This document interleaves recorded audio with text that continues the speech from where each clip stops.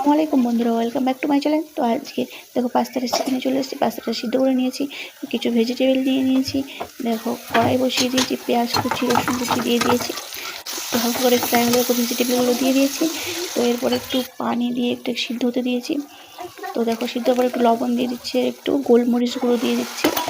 তো আবারও ঢাকনা দিয়ে দেখো একটু সিদ্ধ হতে দিয়ে দেখো এর উপরে টমেটো সস দিয়ে দিচ্ছি। তো দেখো আমি দুভাবে দেখাবো, এটা বাচ্চাদের খাওয়ার জন্য, টিফিনে দিতে পারো, নাস্তাতে দিতে পারো। তো দেখো গোলমরিচ আর লবণ দিয়ে একটু টমেটো সস দিয়ে ভেজিটেবল দিয়ে তার সঙ্গে একটু ধনিয়া পাতা দিয়ে দিচ্ছি।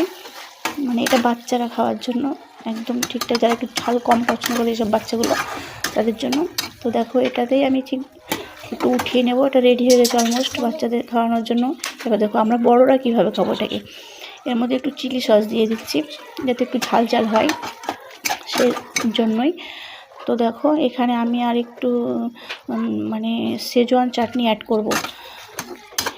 তো এভাবে করলে কি হবে, আমরা বড়রাও খেতে পারবো, বেশ টেস্টি হয় খেতে। একবার এইভাবে সবাই বানিয়ে দেখবে, ভালো লাগবে আই থিঙ্ক। তো দেখো ভিডিওটা কেমন লাগলো